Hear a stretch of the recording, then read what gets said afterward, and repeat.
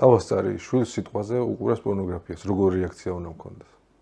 მამას როგორი რეაქცია უნდა მქონდეს და დედას, იმიტომ რომ დედები ვიცი მაგაზე აბსოლუტურად განსხვავებული რეაქცია აქვს მამას. როგორი რეაქცია გამოვხატოთ ბატონო დავით?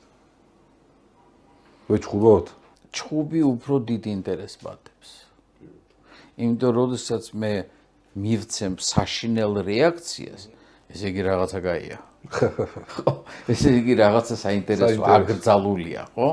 ანუ თუ აკრძალულია, ესე იგი საინტერესოა. მაგრამ თუ აქ იქნება ან მამის ან დედის ხრივად განმარტება, მაშინ საინტერესო აღარ ხდება.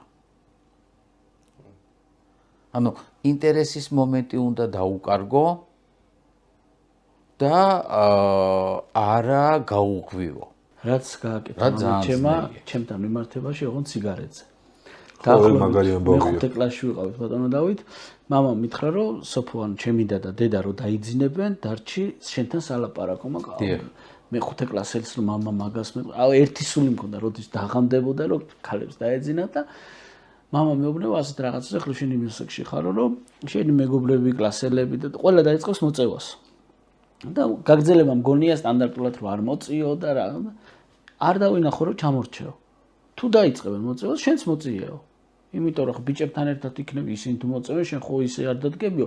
უბრალოდ ერთს გთხოვო რომ არ დამიმალო, რომ ქუჩაში არ ვინმეს არ უთხრა რომ სიგარეტი მომეც, ფული მოგცე რომ იყიდო ხოლმე.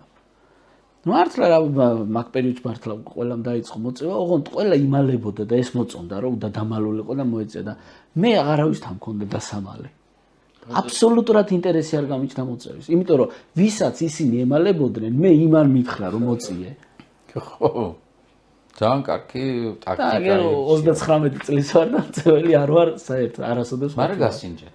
რა თქმა უნდა. გასინჯეთ და უკვე წინა პირობა იყო იმის რომ არ მოგეწონებოდა. ხო, თან აკრძალული ხილი არ იყო რა. ხო, ჩემი მეგობრების უმეტესობა ვინც ეწევა, აი მაგ პერიოდიდან დაიწყო, რომ აი ჩუმად ეწეოდნენ და მე რაღაცა პერიოდი ალბათ მიჩვევაც გამოიწვია და აი მე მაგ უკვე დასრულ ასაკში გავსინჯე, შეიძლება ალბათ მე-11 კლასში გავსინჯე.